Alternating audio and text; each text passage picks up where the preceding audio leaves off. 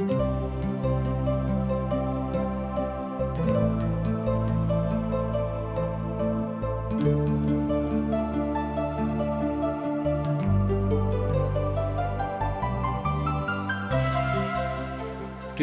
के द्वारा प्रस्तुत अशक इजोत में अहाँ के स्वागत कर रहल छी। यह कार्यक्रम मसीही परिवार के प्रार्थना के जयवंत आ फलवंत होबा के लेल बाइबल के सिलसिलेवार अध्ययन के लेल प्रोत्साहित करै छी। मुदा सब परिवार बाइबलक शिक्षा आ ज्ञानो में सुदृढ़ भ जाओ आ अहाँ सब जयवंत जीवन जिंदगी बिताबियौ। कृपया क देखू आ सुनू जायसँ परिवार के अहाँ के जीवन के ज्योति मिले, जायसँ आनंदित रहो। आशाक इजोत मैथिली कार्यक्रम में एक बेर और हम अहाँ के अभिनंदन प्रभु यीशु मसीह के मीठ आ पवित्र नाम में कह रहल छी। आजुक अध्ययन में हमरा सब देखब कि साधु पॉल द्वारा रचित रोमियो के पोथी के बड़ महत्वपूर्ण विभाजनक लग हमरा सब आबि गेल छी। तहन अर्थात हमरा सब एहि पोथी के नवम अध्याय में आबि गेल छी। एहि अध्याय में लऽ कऽ हमरा सब एहि बातक दिस ध्यान देब कि परमेश्वर मनुष्य जाति के लेल की सब करलखिन, तकरा विषय में हमरा लोकनि देखब। आ एहिठाम हमरा लोकनि देखब कि मनुष्य जाति के परमेश्वर कतेक नेह राखैत छथि। तैं 3-4 टा बातक दिस ध्यान दियौक। एहि अध्याय में लऽ कऽ 8 अध्याय धरि अर्थात 1 अध्याय से लऽ कऽ 8म अध्याय धरि दर्शनक ऊपर बखान अछि आ 9म अध्याय से लऽ कऽ 11म अध्याय धरि आशाक ऊपर बखान बतावल गेल अछि आ 12म अध्याय से लऽ कऽ 16म अध्याय धरि कर्तव्यक ऊपर बखान अछि। अब हम बुझि गेलहुँ हैं कि रोमियो के पत्री अहाँ खूब नीकसँ विश्लेषित कऽ सकैत छी। एक बेर और अहाँके हम बता दै छी। पहिल अध्याय के 1 पद से लऽ कऽ 8 अध्याय धरि दर्शनक ऊपर बखान अछि आ तकरा बाद 9म अध्याय से लऽ कऽ 11म अध्याय धरि आशाक ऊपर बखान बतावल गेल अछि। तकरा बाद 12म अध्याय से लऽ कऽ 16म अध्याय धरि कर्तव्यक ऊपर बखान कयल गेल अछि। जेना अहाँ सब जानैत छी, बा जँ नहि जानैत छी तऽ अहाँ आजुक दिन जानि लिअ। रोमियो के पत्री में कुल मिला कऽ 16म अध्याय अछि। प्रथम 8 अध्याय धरि विश्वासक ऊपर चर्चा कयल गेल अछि। 9म अध्याय से लऽ कऽ 11म अध्याय धरि आशाक ऊपर चर्चा कयल गेल अछि। अध्याय 12म से लऽ कऽ 16म अध्याय धरि परमेश्वरक प्यारक ऊपर बखान मिलैत अछि। एहि तरह दोसर रीति से अहाँ रोमियो के पत्री के बखान कऽ सकैत छी और एक रीति से एहि पोथीक विश्लेषण कयल जा सकैत अछि। पहिल प्रभाग में उद्धारक विषय में बतावल गेल अछि। दोसर प्रभाग में आशा आ संतुलनक ऊपर बखान देवल गेल अछि आ आखिरी प्रभाग में सेवाक ऊपर बखान कयल गेल अछि। एहि तरह अहाँ 3 रीति से रोमियो के पत्री के विश्लेषण कऽ सकैत छी। साधु पॉल पहिल 8 अध्याय में उद्धारक उदारता पूर्वक बताबैत छथि जे हमरा सभक लेल प्रभु उद्धार देलनि आ हमरा सभक प्रभु प्रेम करलखिन। एहिठाम हमरा लोकनि देखैत छी कि मनुष्य जाति में एहन कोनो मनुष्य नहि बचल छलाह जे परमेश्वरक नजरी में पाप नहि कयने छलखिन। रोमियो पोथी तकर 3 अध्याय आ तकर 23म पद में एहि बातक उल्लेख मिलैत अछि। हम अहाँके स्मरण दिया दैत छी, अहाँ याद कऽ कऽ राखि लेब। रोमियो पोथी तकर 3 अध्याय आ तकर 23म पद में एहि बातक ऊपर बखान मिलैत अछि। किएक तऽ सब केओ पाप कयने रहथि आ परमेश्वरक महिमा से रहित छलाह। परमेश्वर समस्त मनुष्य जाति के लेल मात्र एक रीति से उद्धारक बाट प्रशस्त कऽ देलनि। ओ बाट अछि प्रभु यीशु के ऊपर विश्वास। अब साधु पॉल दोसर मुख्य विभागक दिस अपन बखान कऽ रहल छथि, अर्थात हमरा सब गोटे के मनक तैयार कऽ रहल छथि। एहि दोसर मुख्य विभाजन में साधु पॉल तर्कक ऊपर ने मुदा सत्यक आधार मानि कऽ विभाजनक प्रकट करैत छथि। आधार छल अध्याय 8 में हमरा लोकनि देखने छलहुँ हैं, मुदा अब हमरा लोकनि 9म अध्याय के ओहि प्रभावक दिस देखैत छी। रोमिक पोथी व्यस्त गाड़ीक जकाँ अछि, अर्थात रोमिक पोथी में एहन बहुत बातक बतायल गेल अछि जकरा हमरा लोकनि बड़ गंभीरता के साथ अध्ययन कऽ सकैत छी। जँ अहाँ शांति दिअवला परमेश्वरक संगे छी तऽ एहि बातक अहाँ खूब नीक रीतिसँ बुझब। शांति दिअवला झील प्रभु यीशु मसीह छथि। नवम आ 10 आ 11 अध्यायमे एहि बातक अहाँ देख सकैत छी। एहिठाम प्रेरितक बातक ऊपर बड्ड अजगुत रीतिक साथ चर्चा कयल गेल अछि जे सत्यक बखान करैत अछि। बहुत बात एहि प्रभागक महत्वक बढ़ा दैत अछि। दार्शनिक आधार, ऐतिहासिक आधार आ मनोवैज्ञानिक आधार जे महत्वक ऊपर प्रकाश सेहो डालल गेल अछि। तहन हम पाइ सकैत छी कि दर्शनक ऊपर, इतिहासक ऊपर आ मनोवैज्ञानिक आधारक ऊपर सेहो चर्चा कयल गेल अछि। किएक तऽ मनोवैज्ञानिक रूपे हमरा लोकनि कहियो कहियो ग्रसित भऽ कऽ परमेश्वरसँ अलग भऽ जाइत छी। केओ तरह तरहक तर्क दऽ कऽ अहाँके मनोवैज्ञानिक रूपे एम्हर ओम्हर कऽ दैत छथि आर अहाँ परमेश्वरसँ अलग भऽ जाइत छी। प्रेरित पौलुस एहि पोथीक आधारक ऊपर बात करैत छथि जे हुनक हृदयक विश्वास आ उद्गार एहि ऊपर आधारित अछि। अध्याय 9 में साधु पौल अपन बातक बट खोलि कऽ बता रहल छथि, बा एना कहियो साधु पौल अपन विश्वासक सेहो एहिठाम गवाही दैत छथिन। इतिहासक आधार साधु पौलक कालक सामाजिक आ राष्ट्रीय घटनाक्रमक दिस खींचैत अछि आ आधुनिक रूपांतर ओहि आधार पर नीक रीतिसँ एतबे सफलतापूर्वक नहि बतौने छथि। मुदा साधु पौलक जे बात हमरा लोकनि एहि पत्रीमे देखैत छी जे हुनक लिखल छनि, आजुक दिनक कलीसियाक विषयमे ओ बताबैत छथि। ओ कहैत छथि कि आजुक दिनक कलीसियामे लोकक आधार मनोवैज्ञानिक भऽ गेल छनि। हमर भाई बहन, कलीसियामे हमरा लोकनि परमेश्वरक वचनक बुझैके आधार मनोवैज्ञानिक बना देने छियै जे उचित नहि लागैत अछि। किएक तऽ हमर भाई बहन, जँ हमरा सब परमेश्वरक वचनक आधार मनोवैज्ञानिक वा दार्शनिक वा कोनो तार्किक बना देबै तऽ परमेश्वरक वचनक सत्यता ओहिठाम खत्म भऽ जाइत अछि। एकर अर्थ इएह भेलै कि परमेश्वरके हमरा लोकनि छोट कऽ देलियनि। हमर भाई बहन, जे बहुत खराब बात अछि। आजुक परिप्रेक्ष्यमे मसीही रूपांतर आ विचार कहैत अछि जे यरूशलेमक आधार खत्म भऽ गेल अछि। मुदा एहि बातक स्मरण रखनाइ बड्ड आवश्यक अछि जे मूल कलीसियाक आधार प्रभुके छोड़ि कऽ आर दोसर केओ नहि छथि। अर्थात कलीसियाक मुख्य सोता प्रभु यीशु मसीह छथि। आर आजुक कलीसियामे जँ प्रभु यीशु मसीहके उपस्थिति नहि छनि तेकर मतलब यह भेल कि कलीसियाक आधार बड्ड कमजोर अछि, बा एना कहियो कि कलीसिया बिनु आधारक अछि। आधार प्रभु यीशु मसीह छथि। एहि बातक ऊपर विचार करनाइ बड्ड जरूरी थिक। साधु पौलक मनसा छनि जे सब यहूदी सभक यरूशलेमक कलीसियामे आबैके आवश्यकता अछि। अर्थात यरूशलेमक कलीसिया कहियो अपन लोकक नहि आनने रहथि।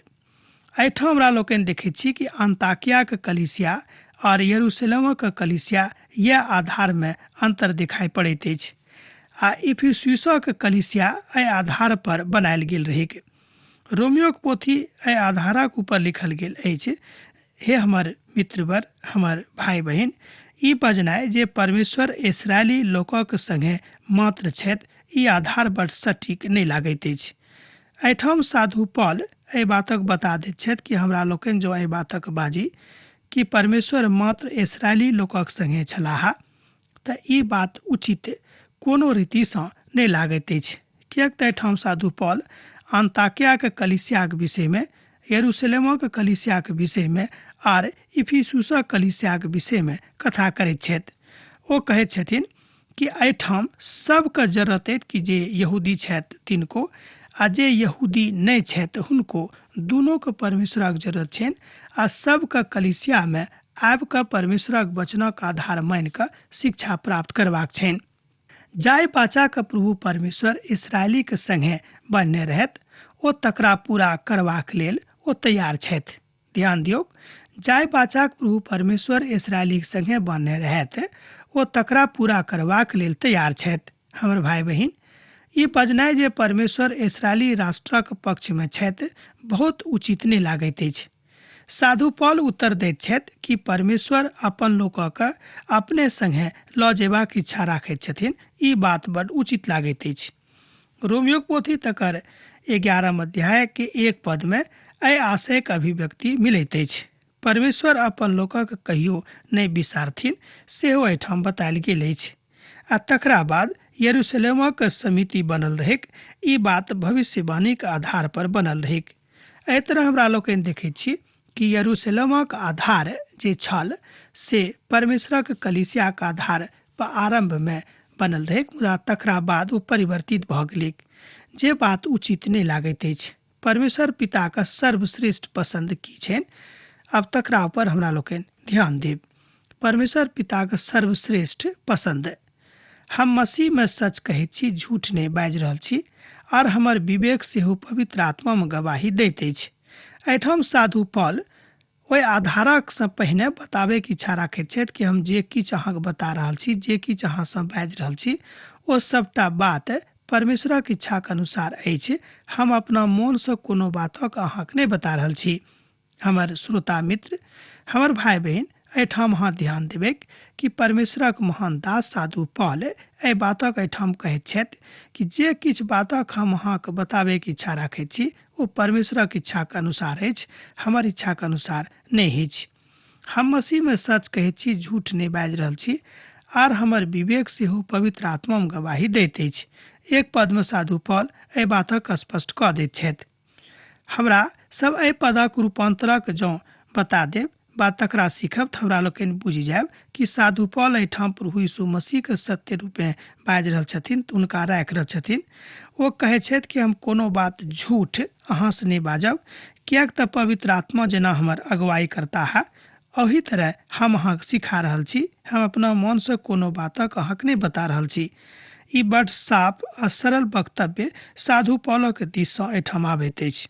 मुदा जाहि कालमे हुनक ई वक्तव्य आयल रहनि, ओहि कालमे ओहि राष्ट्रक स्थिति ओतेक नीक नहि छल। विद्वान सब एना कहैत छथिन। ओ अपन लोकक आँखिके काँटा बनल रहथि। एहि बातक अहाँ प्रेरितक पोथी तकर 23 अध्याय तकर 12 पद में देख सकैत छी। हमरा बड्ड दुख अछि, हमर मन सदा व्याकुल रहैत अछि। रोमियो पोथी तकर 9 अध्याय आ तकर 2 पद में एहि बातक अभिव्यक्ति मिलैत अछि कि हमर मन बड्ड दुखी अछि आर हमर मन सदा व्याकुल रहैत अछि। एहि बातक अहाँ 2 पद में देख सकैत छी। हमरा सभक लेल ई बात बड्ड कठिन अछि जे एतेक आसानीसँ प्रेरित पौलुस शिकायत कऽ दियैक। हुनक धीरज अपन लोकक सन्मुख में बड्ड आधारित रूप में दिखाई पड़ैत अछि। अर्थात साधु पॉल अपन दुखक, अपन धीरजके अपन लोकक सन्मुख में बड्ड आधारित रूप में अभिव्यक्त कऽ रहल छथि। अर्थात हुनका मन में कोनो तरहक एहन व्यवधान नहि रहनि जकरा ओ अनुचित रीतिसँ अपन लोकक सन्मुख में प्रस्तुत करैथ। एहि तरहक विचार हुनका मन में नहि रहनि। ओ सब एक अगुआक बाट जोहैत रहथि, जाहि काजक ओ कऽ सकैत छलखिन। ओ प्रभुक साथ अर्थात यीशुक साथ हुनका चलेबाक सिखेबाक हेतु हुनका संगति में छथि। हम तऽ एतऽ धरि चाहैत छी जे अपन भायक लेल जे हमरे बिरादरीके छथि, हमर सम्बन्धी छथि, स्वयं मसीह में स्थापित भऽ जेताह। एहि बातक ओ 3 पद में कहैत छथिन। जँ अहाँक लग पवित्र पोथी बाइबिल अछि तऽ हमरा संगे अहूँ देखियौक। हम तऽ एतऽ धरि चाहैत छी जे अपन भायक लेल जे हमरे बिरादरीके छथि, हमर सम्बन्धी छथि, स्वयं मसीह में स्थापित भऽ जेताह। एहिठाम साधु पॉल यहूदी आ गैर यहूदीके विषय में कथा कऽ रहल छथि। ओ कहलनि कि अहाँ ई सोचि कऽ खूब मनक नहि फुलायब कि अहाँ यहूदी छी बा अहाँ यहूदी थिकहुँ हैं तऽ अहाँके परमेश्वर माफ कऽ देताह। एहन बात नहीं थिक। जँ अहाँ गलती करब, जँ अहाँ पाप करब तऽ परमेश्वरक न्याय अहूँके लेल अर्थात यहूदीके लेल आ गैर यहूदीके दोनोके लेल अछि। एहिठाम पिता परमेश्वर एहि बातक और स्पष्ट कऽ दैत छथि कि पिता परमेश्वर संपूर्ण मनुष्य जातिके न्याय करयवला छथि वा करब छथि। एहि पदक हम अहाँके बिल्कुल साफ वा अलग रूपांतरित कऽ सकैत छी, ओ थिक स्वयंमे बर्बादीके कारण नहि बनू, अर्थात स्वयंके बर्बाद नहि करू। सेहो साधु पॉल एहि पदक माध्यमसँ हमरा सब गोटेके सिखा रहल छथि।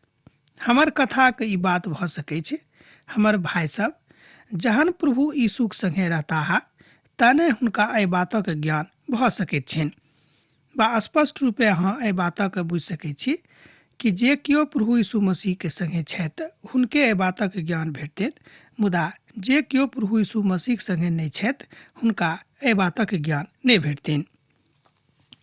एना तऽ साधु पॉल अपन काजक प्रति सर्वदा संवेदनशील छथि। ओ ईमानदार छथि। जहन हमरा सब पापी छलहुँ हेँ तऽ प्रभु यीशु मसीह आबि कऽ हमरा सब गोटेके छोड़ा देलखिन। एहि बातक साधु पॉल अपन हृदयसँ स्वीकार करैत छथि। ओ कहैत छथिन कि जहिया हमरा सब पापी छलहुँ हेँ प्रभु यीशु मसीह संसारमे आबि कऽ हमरा सब गोटेके पापसँ छोड़ा देलखिन। ई बात सब मनुष्य जातिके बुझबाक छनि।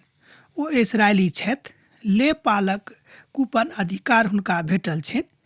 एहिठाम धर्म व्यवस्था, उपासना आर प्रतिज्ञा हुनके छनि। हमरा सभक कुलपति सेहो हुनके छनि, आर मसीह सेहो देहिक हिसाबे हुनकेमे भेलाह, जे सभक ऊपर परम परमेश्वर युगानुयुग धन्य छथि। एहि बातक साधु पॉल एहिठाम 4 आ 5 पदमे कहैत छथिन। ओ कहैत छथि कि हमरा सभके कुलपति सेहो हुनके छनि, और मसीह सेहो देहिके हिसाबे हुनकेमे सँ भेलाह, जे सभक ऊपर परम परमेश्वरक युगानुयुग धन्य छथि। साधु पॉल एहिठाम प्रश्न ठाढ़ कऽ दैत छथि, इस्राएली सबके थिकाह। इस्राएलीके पहचान करबाक हेतु 8 बातक बतावल गेल अछि। एहिठाम पहिल बातक हमरा लोकनि देखैत छी, जेना पहिल बात छल मान लेनाइ, स्वीकार करनाइ, पृथक राष्ट्रीयताके पहचान छल। ई बात कोनो व्यक्तिगत विशेषताके कारण नहि, मुदा ई बात परमेश्वरक विश्वासक कारणे आ प्रभुके प्रेमक कारणे हुनका सभक जिन्दगीमे संभव भेल रहनि। जे मात्र एक राष्ट्र अछि जकरा परमेश्वर अपन धियापुता बाजने छथि, ओ छल इस्राएली, अर्थात इस्राएली राष्ट्र। निर्गमनक पोथी तकर 4 अध्याय आ तकर 22 पदमे एहि बातक अभिव्यक्ति मिलैत अछि, और व्यवस्था विवरणक पोथी तकर 7 अध्याय तकर 6 पदमे एहि बातक पुष्टि कयल गेल अछि। हम यूहन्नाक पोथी तकर 3 अध्याय तकर 16 पदमे विश्वास राखैत छी वा करैत छी, जे व्यवस्था विवरणक पोथी तकर 7 अध्याय तकर 6 पदक दिस इशारा करैत अछि। जहन इस्राएली धियापुता छलाह तहन परमेश्वर हुनकासँ प्रेम करैत रहथि। एहिठाम हमरा लोकनि देखैत छी कि पिता परमेश्वर जाहि बातक एहिठाम यूहन्नाक पोथी तकर 3 अध्याय आ तकर 16 पदमे बतौने छथि, तकरा दिस इशारा करैत अछि। अब इस्राएलीके दोसर पहचानक दिस अहाँ देखियौ। हुनक दोसर पहचान रहनि महिमा।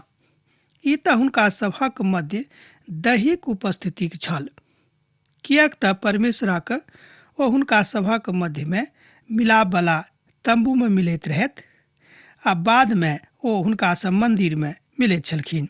निर्गमनक पोथी तकर 4 अध्याय आ तकर 45 पदमे एहि बातक स्पष्टीकरण भऽ जाइत अछि।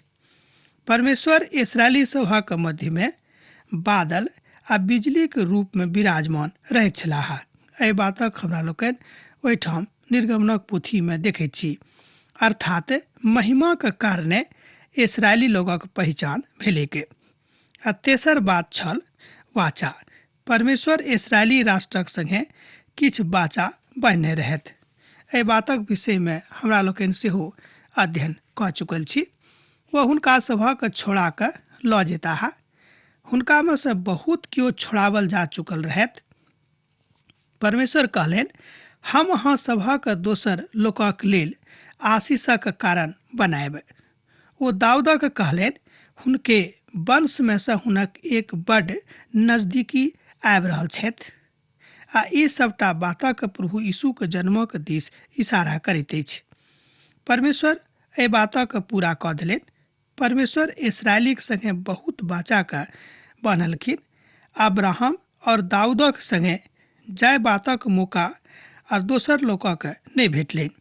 इसराइलीक साथ परमेश्वरक वाचा अछि, अर्थात अहाँक साथ कारण अछि। यीशु अहाँक उद्धारकर्ता छथि। अहाँ हुनका अर्थात यीशुक अहाँ अपन उद्धारकर्ता मानि चुकल छी। ई एकटा महान बात अहाँक संगे भऽ रहल अछि। एहि कारणे अब अहूँ इसराइली थिकहुँ हैं। एहि बातक एहिठाम स्पष्टीकरण भऽ जाइत अछि। हुनक चारिम पहचान रहनि व्यवस्था, अर्थात इसराइलक चारिम पहचान छल व्यवस्था। तकरा बाद मूसाक व्यवस्था इसराइली लोकक और मात्र इसराइली राष्ट्रक देवल गेल रहनि। जँ अहाँ हमर बातक मानब तऽ हम अहाँक संगे जतेक वाचा बान्हलहुँ हैं ओहि सबटा वाचाक पूर्ति करब। निर्गमनक पोथी तकर 19 अध्याय तकर 5 पद एहि बातक पुष्टि करैत अछि। आर निर्गमनक पोथी तकर 31 अध्याय आ तकर 13 पद सेहो एहि बातक पूर्ति करैत अछि। अर्थात अहाँ ओतऽ एहि बातक सत्यापन कऽ सकैत छी कि व्यवस्था पिता परमेश्वर इसराइली सभक देने रहनि। एहिसँ हमरा लोकनि व्यवस्थाक रूपमे इसराइलीक पहचान कऽ सकैत छी। ई छल इसराइली सभके चारिम पहचान। तैँ जँ अब अहाँ हमर आज्ञाक निश्चय मानब तऽ आर हमर वाचाक पालन करब तऽ समस्त लोकमे सँ अहीँ हमर निज धन ठहरब। समस्त धरती तऽ हमरे अछि। निर्गमनक पोथी तकर 19 अध्याय तकर 5 पदमे ई वाचा पिता परमेश्वर इसराइली सभक संगे बान्हने छलखिन। हमरा एहि बातक पूछल गेल, अहाँ शब्दक दिनक किएक नहि मानैत छी? शब्दक दिन परमेश्वरक व्यवस्थामे सँ एक पैघ व्यवस्था छल। इसराइलीक 5म पहचान छल परमेश्वरक सेवा। एहिठाम हमरा लोकनि देखैत छी इसराइलीक 5म पहचान छल परमेश्वरक सेवा। परमेश्वरक सेवा ई बात अर्थात सेवा मिलापवला तम्बू और मंदिरमे सब करैत छलाह। इसराइली सब तऽ पुरोहितक मंडलीक राजा छलाह।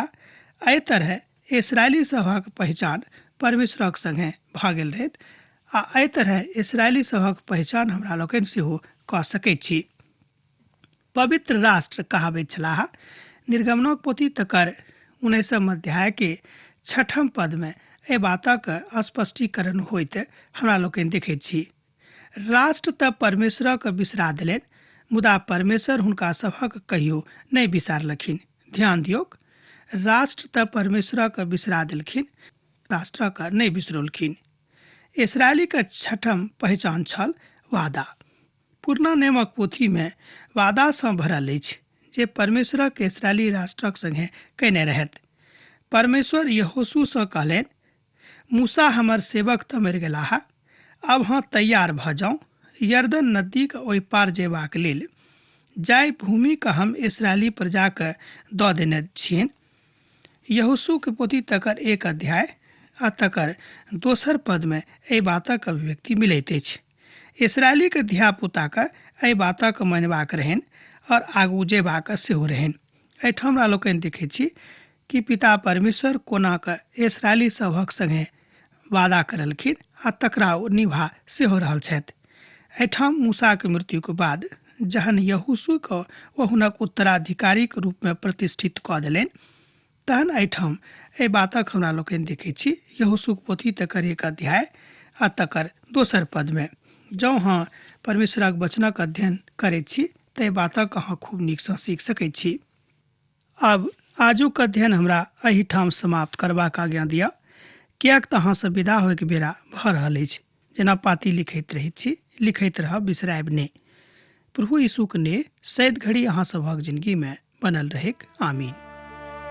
हमर विश्वास अछि कि ई कार्यक्रम अहाँके लेल लाभदायक सिद्ध अछि।